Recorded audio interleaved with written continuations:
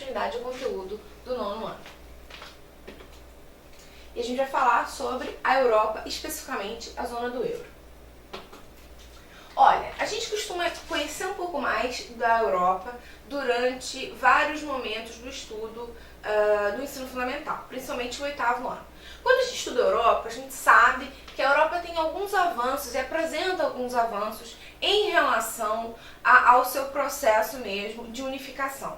Tanto porque a Europa passou por uma série de guerras, principalmente as últimas guerras mais recentes, a Primeira e a Segunda Guerra Mundial, não são as únicas guerras que vão acometer, que vão acontecer naquele continente, mas são as guerras mais recentes e são guerras um tanto quanto traumatizantes, com um grande número de mortes. A gente já tinha nesse momento uma imprensa, uma capacidade maior de se marcar os dados, né, de se conhecer a fundo como aquelas guerras aconteceram, que provavelmente não aconteceu com as guerras da antiguidade, você não tinha como datar aquilo, como entender melhor aquele processo. Essas guerras são mais recentes, ficaram muito vivas na memória, e aí, a partir desse processo, e também em função do crescimento dos Estados Unidos, a Europa vai começar a se unificar.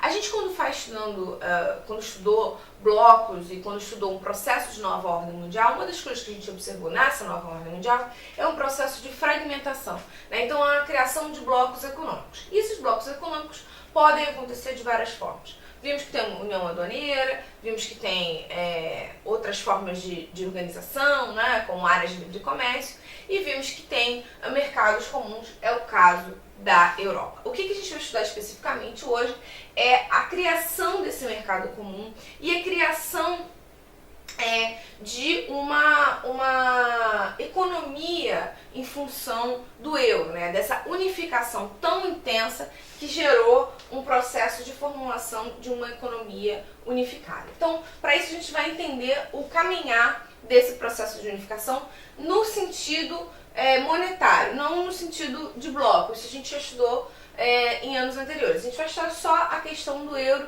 e entender um pouco melhor como essa unificação vai acontecer. A moeda comum, é o euro, né, que é o nome dessa moeda, é uma moeda comum a 19 dos 28 países da União Europeia. Diariamente é utilizada por cerca de 338,6 milhões de europeus. O euro é a prova mais tangível da integração europeia. O que isso quer dizer? Quer dizer que quando você tem um bloco regional, a ideia é a integração. Né? Você vai integrar os seus mercados, você vai facilitar essa integração de mercados e você possivelmente pode evoluir para uma integração de culturas, de pessoas.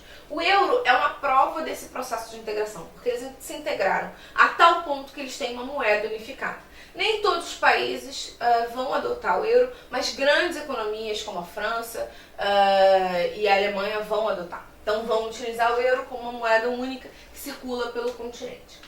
A União Econômica e Monetária implica a coordenação de políticas econômicas e orçamentais e uma política monetária comum e uma moeda comum. Ou seja, não é só uma moeda, você tem toda uma política que vai se aplicar. Mais pra frente a gente vai estudar algumas questões de crises econômicas na Europa, a gente vai entender um pouco mais isso. E uma das características que a gente pode observar nesse processo de crise é o fato específico de que essas crises vão também gerar uma comoção na própria comunidade europeia, porque eles vão ter que criar soluções unificadas, uma vez que a crise num país vai gerar, vai acabar acarretando numa série de abalos na própria economia. A gente vai ver mais pra frente.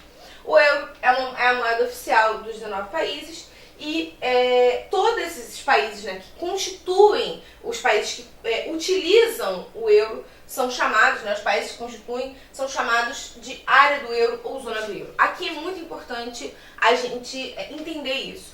Quando a gente está falando em União Europeia, a gente está falando de uma união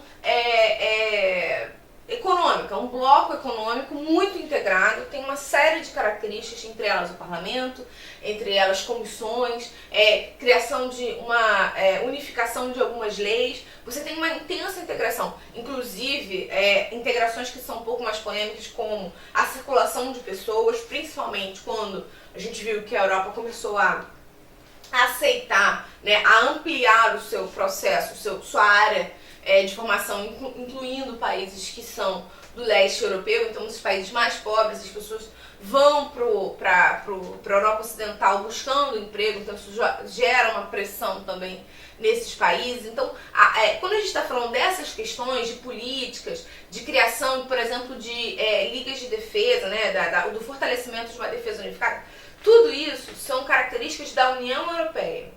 E quando a gente está falando do euro, a gente está falando da adoção de uma moeda, de uma integração monetária tão alta que você vai utilizar a mesma moeda. Uma coisa não significa necessariamente que você tenha outra, ou seja, o país pode fazer parte da União Europeia e não utilizar o euro como moeda. Então a gente pode observar que a União Europeia e a zona do euro são coisas diferentes. Nem todos os países que fazem parte da União Europeia são países que vão adotar o euro. A gente vê aqui nesse mapa que os países que estão com uma bolinha amarela são países que adotaram o euro. E os países que estão nessa gradação aqui de verde, né, ou amarelo, são ou países membros, né, ou países candidatos. Né? No caso da Turquia, da Sérvia, da Macedônia, são países candidatos. A Turquia, inclusive, com grandes dificuldades de manter a sua candidatura em função de problemas políticos, perseguições dentro do seu território, então coloca um pouco em xeque a capacidade da Turquia de entrar. Mas aqui a gente vê, né, nesses tons de verde, né, o verde mais escuro, o verde mais claro, e até esse verde amarelado aqui, que são membros. Então a gente pode observar que nem todos os países aqui têm o euro. E um país que vai se destacar é que o Reino Unido, por exemplo, é um grande membro, muito importante dentro da União Europeia e não utiliza o euro. Né? Inclusive foi uma grande polêmica porque no caso do Reino Unido eles utilizam a Libra. E a Libra é a moeda, né, que se utiliza, mas ela tem um peso histórico, como moeda que é utilizada há muitos anos. Ela tem o rosto da rainha, né, do regente, né, do momento. Tem todo um simbolismo ali dentro da cultura do Reino Unido. Então, em função disso, eles não fizeram uma votação e decidiram que eles não queriam deixar de utilizar o euro, que não queriam começar a utilizar o euro, não queriam deixar de utilizar a Libra, porque era uma questão muito de manutenção das suas identidades nacionais. A Suécia também não utiliza, então você tem alguns países que não utilizam.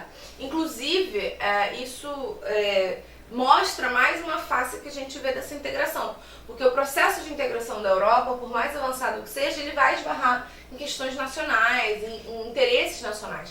Inclusive, a gente vai ver mais pra frente que a crise na União Europeia também tem como agravante essa mesma moeda que acaba criando problemas ali dentro dessas economias tão diferentes, né? Então, mesmo dentro da zona do euro, apesar da gente ter a mesma moeda, isso é importante ficar claro, o fato de você ter a mesma moeda não significa que você esteja na mesma situação econômica, tá?